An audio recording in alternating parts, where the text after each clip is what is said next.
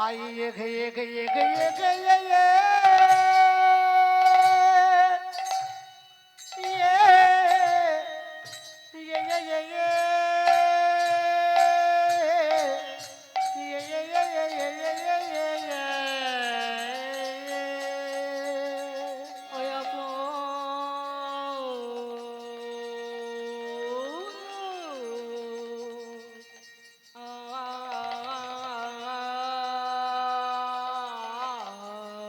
দেখো দেখো গোটারে যাই যাই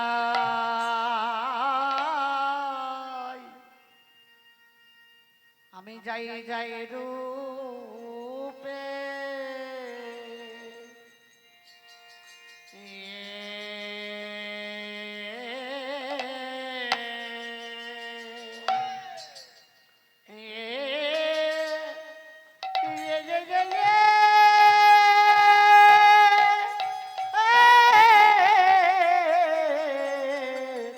আমি যাই গরু রূপে রূপের বালাই ও বালাই যা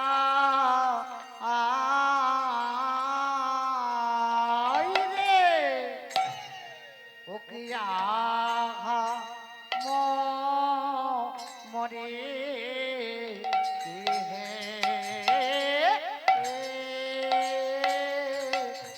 দিলামে অপরূপ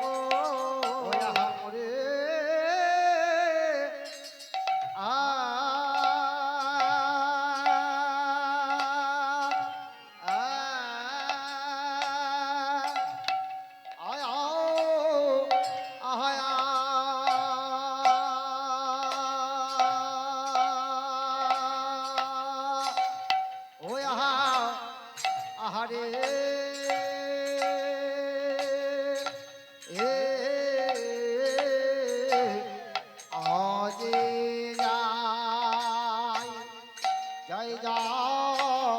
জয় গরুপে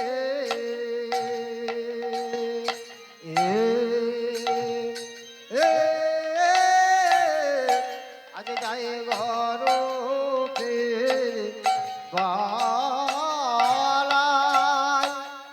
যা আয় গো মারে আজ কে হেরলাম ওকে মরে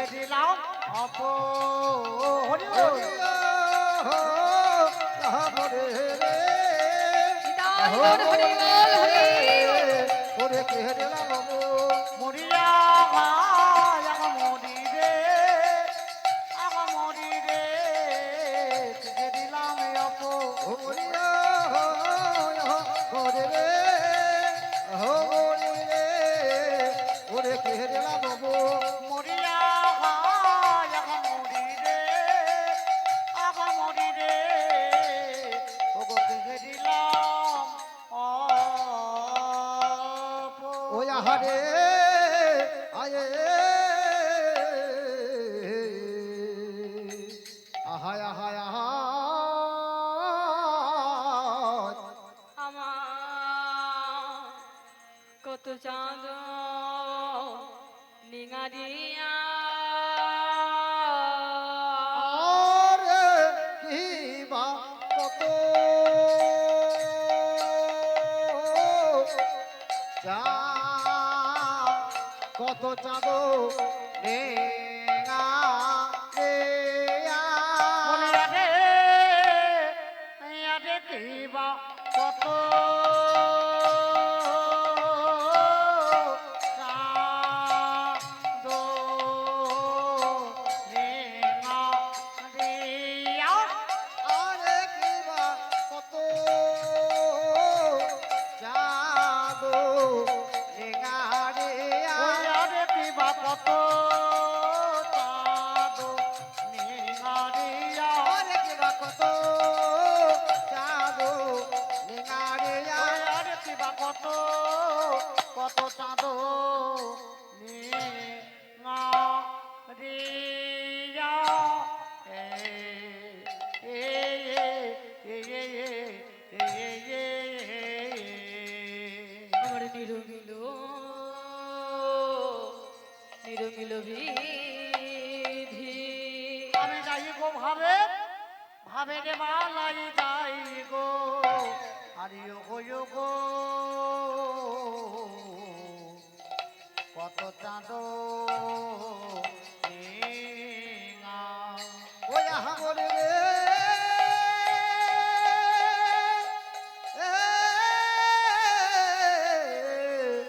আয়ে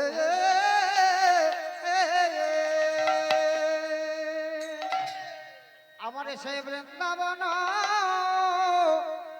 আরে বৃন্দাবন আমার বংশী ধারে আমার নবর দ্বীপে তিনি হলেন আমার সেই প্রাণের গৌর হরি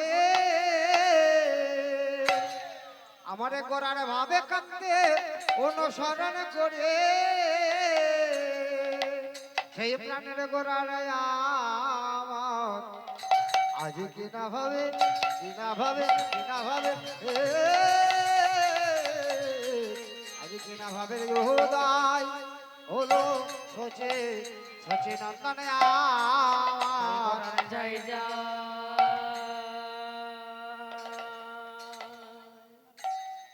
আরে যাই যাই ভাবে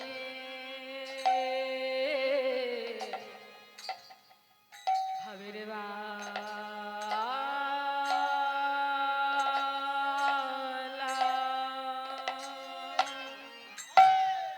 যাই রে দাদা একটু মনিটরটা বাড়ান মনিটর মনিটর বাড়িয়ে দেন একটু সাউন্ডের প্রেসার কম হচ্ছে আমার আমার গোরা চাঁদে দেখো মোরা বেরো ভাবা বেশে গো ও ভাবনে ভাবনে ধে আমার গো গোরা আজ যায় যায় ভাবে বালা যাই গো আমার সচি নন্দন আজ সচি নন্দনে গো ও হরে গোপুরা বের ভানে হয়ে গো ও আমারে আমার ওই আমারে আমার গোটা চাঁদে আজ ভাবে প্রেমে মাখা মাখি গো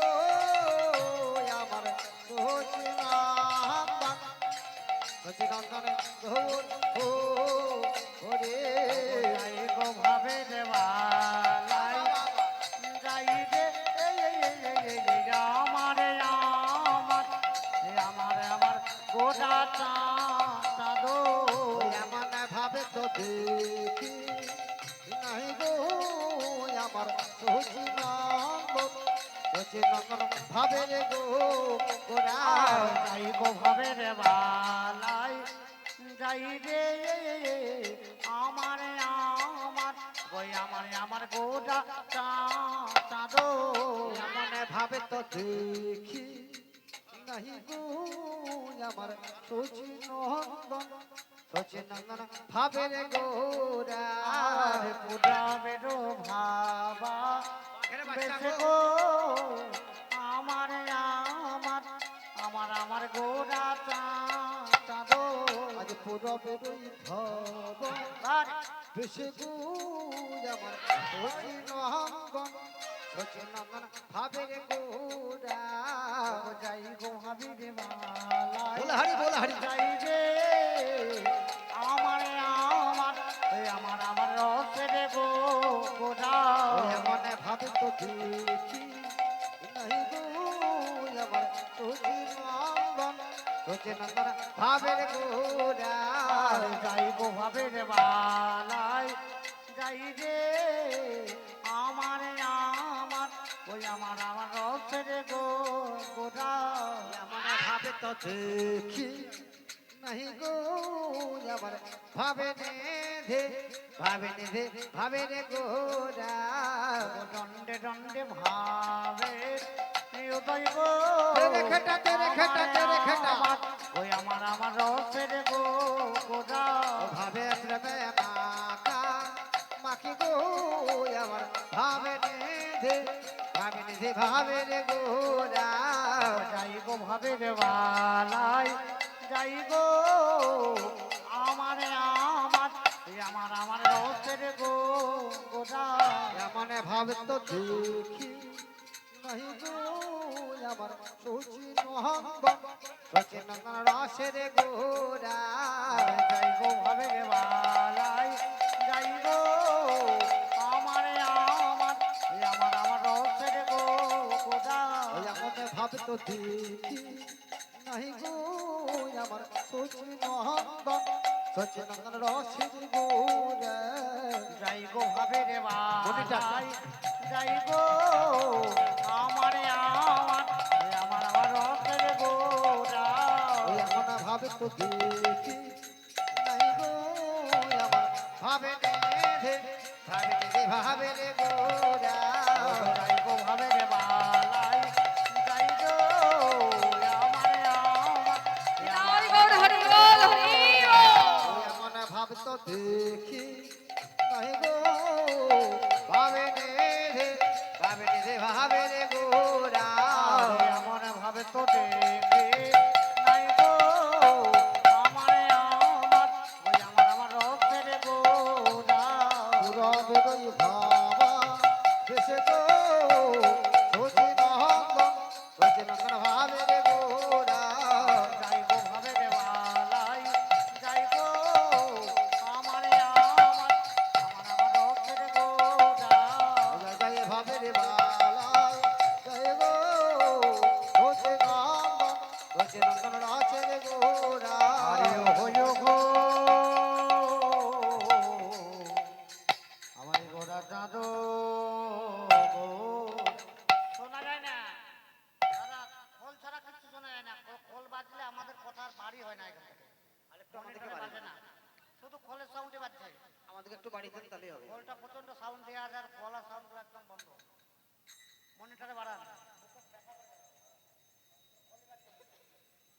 জয় রাধেশ্যাম জয় গুরুজানি তাই খোলের সাউন্ড একটু কমান জয় জয় রাধেশ্যাম জয় গুরুজানি তাই রাধে রাধে সব জয় রাধে ঠিক আছে জয় গুরু জয় নিতাই হ্যাঁ এবার ঠিক আছে আমাদের এবার ঠিক আছে ওটা একটা জয় রাধে জয় জনিতা। কেমন কি হেরিলাম অপরূপ প্রেম সুধা নিধি গৃহে দিলাম এই অপরূপ প্রেম সুধা নিধি কত চাঁদ লিঙারিয়া নিরমিল আমারে বিধি।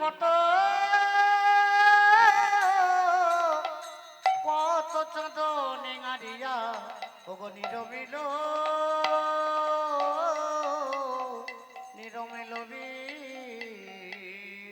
দরিয়া নাগরিকগণ আজকে মহাপ্রভুর উপমাধুরী দর্শন করে একজন নদী নাগরিক অপর একজন নাগরিককে বলছে, ওলো নাগরিক, আজকে বেলি অবসান কালে সুরধনী গঙ্গা তীরে জল আনতে গিয়ে মেনটাকে একটু বাড়ি দেন। জানিস নাগরিক, জানিস নাগরি রে, অপরূপ সুন্দর রূপমাধুরী দেখে এলাম। আমি কি অপরূপে সুন্দরের উপমা ধরে দেখে এলাম। জানিস নাগরিক, আমার দেখে মনে হলো বিধি জানো নিরজনে বসে বসে কত চাঁদ বিধি যেন নিরজনে বসে বসে চাঁদনি গাড়ি সুধা দিয়ে রূপমাধুরী করেছে। নাগরিক বলে, মা, বিধি নিরজনে বসে বসে কত চাঁদ লিঙানি সুধা দিয়ে রূপমাধুরী করেছে।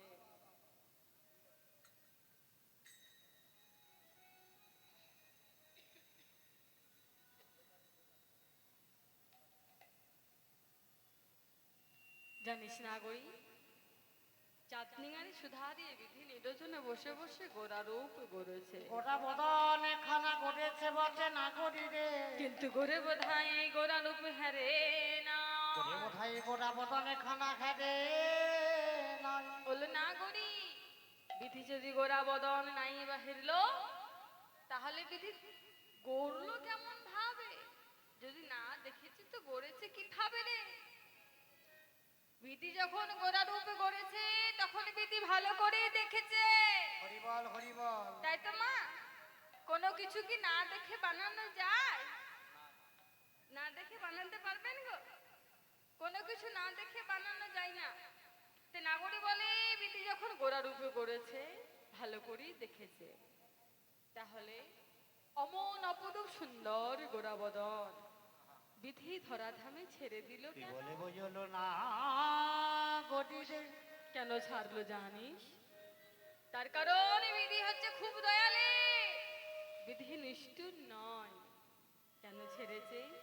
এই জগজীবী যাতে আমার গৌর হরি আরাধনা করিতে পারে, যেন গৌর হরিরে আরাধনা করিতে পারে না গরি, জগজীব যেন গৌর হরির সেবা পূজা দিতে পারে। যেন সেবা পূজা দিতে পারে। এই কারণে বিধি গোরা রূপ ধরা থামে ছেড়েছে। তো জানো মা, গৌর সুন্দর পতি পাবন গৌর হরি কলিহাত জীবে দ্বারে এসে মহামন্ত্র হরি নাম 16 নাম 32 অক্ষর গৌর হরি বিতরণ করছে গো মা।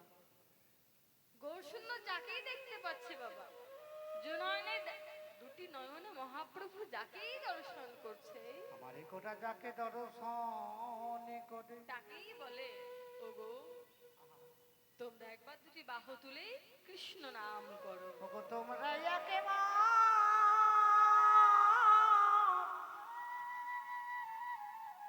মাগো, মহাপ্রভু সকলকে নাম দিচ্ছে, জাতি ধর্ম নির্বিশেষে নিমায়ের কৃষ্ণ নাম বাবা।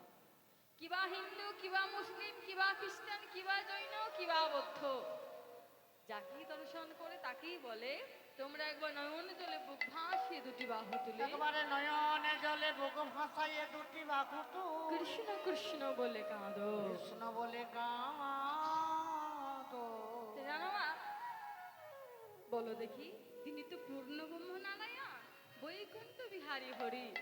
তা বাবা, তার কলিহাত জীবের দ্বারে এসে কৃষ্ণ বলে কাঁদবার কি দরকার ছিল গো? তিনি তো পূর্ণ ব্রহ্ম নারায়ণ, তিনটি যুগে রাজা, সত্য তেতা দাপর, তিনটি যুগে ভগবান রাজা। তা ভগবান এই কলিযুগে রাজা হলো না কেন মা? কলিযুগে কাঙাল হলো কেন? কেন জানো? তার কারণ গৌর হরি চিন্তা করলো মা, যে আমি যদি রাজা হয়ে রাজ সিংহাসনে বসে থাকি, তাহলে আমার কলির জ্ঞানন্ধ জীব এরা কৃষ্ণ বলে কাঁদতে শিখবে না। শিখবে কি বাবা? জানতো কি কলিহাত জীব যদি না গৌর হরি শিখিয়ে দিত, গৌর হরি না বলতো, জানো মা, আপনি আচারি ধর্ম জীবের শিখায়, আপনি আচারি ধর্ম জীবের শিখায়, আপনি না আচারি ধর্ম জীবের শিখানো না না যায়,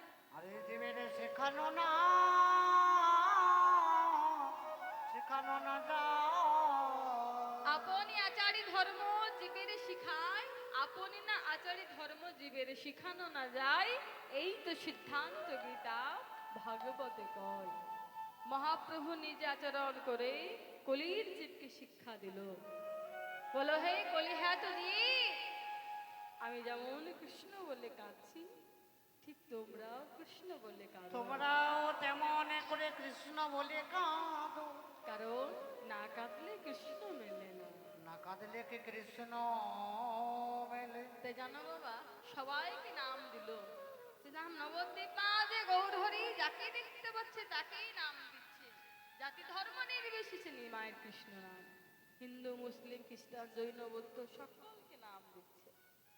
তাই জানো মা, ও শ্রীধাম নবদ্বীপ মা আছে, নদিয়া মাঝে একজন মুসলমান ভক্ত ছিল, হরিবল হরিবল। যে নিমাইকে ভালোবেসেছিল, নিমাইয়ের সঙ্গে কৃষ্ণ নামকে ভালোবেসেছিল। তার নাম কি জানো না? কাজী সাহেব, মলাই চাঁদ কাজী সাহেব। নিমাইয়ের সঙ্গে দিবানিশি কৃষ্ণ নাম করত। জানো, মলাই চাঁদ কাজী সাহেব দিবানিশি কৃষ্ণ কৃষ্ণ বলে কাঁদত। এই বলে একদিন কতগুলো বিধর্মী মুসলমান কাজী সাহেবের কাছে গিয়ে বলল, হে কাজী সাহেব, ওগো কাজী সাহেব, তুমি দিবানিশি নিমাইয়ের সঙ্গে কৃষ্ণ নাম করো। তুমি না এক বিধর্মী মুসলমান, এক বিধর্মী মুসলমান হয়ে ওই হিন্দুদের হরিনামকে ভালোবাসলে। হরিবল শোনো, আজ থেকে তোমাকে আমরা ধর্মচ্যুত করলাম, আমাদের ধর্ম থেকে তোমাকে আমরা বের করে দিলাম। কাজী সাহেব, তুমি যখন মারা যাবে, তোমার মৃতদেহটা নিয়ে কেউ কবরস্থানে যাবে না, তোমার কবরের উপরে কেউ ফুলও দেবে না। হরিবল হরিবল। ধর্ম থেকে বের করে দিয়েছে গো মা। যেমন তারা তাদের ধর্ম থেকে কাজী সাহেবকে বের করে দিয়েছে, কাজী সাহেব ছুটতে ছুটতে নিমাইয়ের কাছে এসেছে।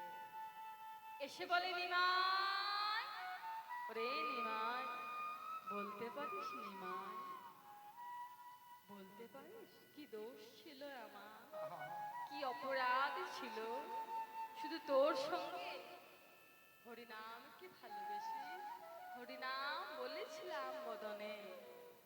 তাই বিধর্মী মুসলমান এসে তাদের ধর্ম থেকে আমায় বের করে দিল নিমাই। ওরা বলেছে আমি যখন মারা যাব, জানিস নিমাই, আমার মৃত দেহটাকে নিয়ে কবরস্থানে যাবে না, কেউ আমার দেহটাকে কবর দেবে না রে, আমার কবরের ওপরে কেউ ফুলও রাখবে না। এই ওরে নিমাই রে,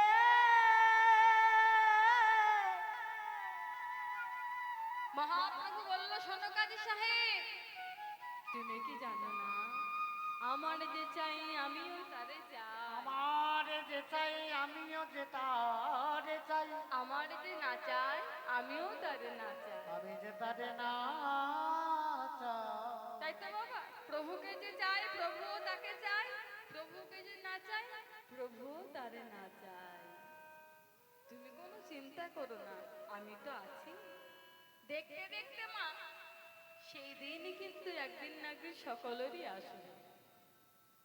ওই যে মৃত্যু সজ্জায় সজ্জিত হতে একদিন সকলকে হবে মা, কারো আগে কারো পরে, সময় তো একদিন সবারই আসবে। তো দেখতে দেখতে কাজী সাহেবের ঠিক মৃত্যুর সময় হয়ে এসেছে। মৃত্যু সজ্জায় সজ্জিত কাজী সাহেব নিমাইকে ডাকছে, বলছে, নিমাই, ওরে নিমাই, ওরা তো বলেছিল যে কেউ আসবে না, তুই তো জানিস, তোকে তো বলেছিলাম নিমাই, তুই তো একবার আসতে পারতিস আমার কাছে নিমাই, হরিবল হরিবল। তুই তো একবার এলি না। ভগবানকে যদি কোনো ভক্ত ডাকার মতনে করে ডাকতে পারে, যদি ডাকার মতনে করে একেবারে ডাকিতে পারে, ভগবান চিরতরে তার হয়ে যায়। চিরতরে যে তার হয়ে যায়। ভগবান ভক্তের ভক্তির করে বাধা পড়ে যায়। যেমন কাজী সাহেবের দেহ হতে প্রাণ পাখিটা বেরিয়ে গেছে, যেমনই নিমাই শুনতে পেয়েছে গো মা, মহাপ্রভু তাড়াতাড়ি ছুটে আসছে কাজী সাহেবের কাছে। ছুটে এসেছে, সত্য করে সেদিন কেউ যায়নি গো, কোনো মুসলমান ভাইরা তার কাছে যায়নি। গৌরহরি নিজের হাতে করে কাজী সাহেবকে নিয়ে গেছিল সে কবরস্থানে। নিজের হাতে করে মহাপ্রভু কাজী সাহেবের দেহখানা কবর দিয়েছিল।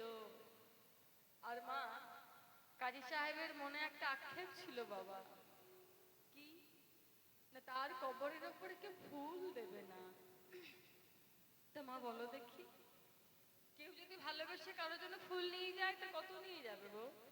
একটা নিয়ে যাবে, নইলে এক গুচ্ছ ফুলের তোরা নিয়ে যাবে, তাই না? কি একটা গুচ্ছ ফুলের তোরা নিয়ে যাবে, তার থেকে তো বেশি নয়। তাই মহাপ্রভু কাজী সাহেবের কথা চিন্তা করে, ভগবান তার ভক্তকে কত ভালোবাসে দেখো। ভগবানের কথা যদি একবার কেউ চিন্তা করে মা, তাহলে ভগবান সারা জীবন তার কথা চিন্তা করে। সারা জীবনে তার কথা চিন্তা করে। মহাপ্রভু কাজী সাহেবের কথা চিন্তা করে কাজী সাহেবের কবরের ওপরে একটা চাপা ফুলের গাছ পুঁতে দিয়েছে গো মা। চাপা ফুলের গাছ পুঁতে দিয়েছে বাবা। একবার লক্ষ্য করে দেখো তো মা, চাপা ফুলের গাছ যখন বড় হবে তখন কাজী সাহেবের কবরের উপরে কত ফুল পড়বে বলো তো? সত্য করে সে গোলক চাপা ফুলের গাছ বড় হয়ে এখন এত এত ফুল পড়ে, কাজী সাহেবের কবরস্থান থেকে যেন সাজিয়ে দেয়। এখনো রয়েছে বাবা, আজও রয়েছে। মায়াপুর নবদ্বীপে প্রথম স্টপেজেই পড়ে মলাই চাঁদ কাজী সাহেবের কবরস্থান। যদি কেউ কখনো যান অবশ্যই দর্শন করে আসবেন। আর গেলে পরে চাপা ফুলের গাছকে দর্শন করে আসবেন। কেন জানো? ওই চাপা ফুলের গাছ লাগিয়েছিল মা পতি পাবন গৌর হরি। অতীত পাবনে আমারে গৌরে করি। ওই গাছে যে পরশমণির পরশন লেগে আছে, পরশমণির পরশন পেলে এই জন্মে যদি না হয়, কোন জন্মে না কোন জন্মে যদি কৃষ্ণ কৃপা মেলে বাবা। এই কারণে গেলে অবশ্যই পরশন করে আসবে। তো জানো মা, ভগবান ভগবান সবসময় ভক্তের কথাই চিন্তা করে।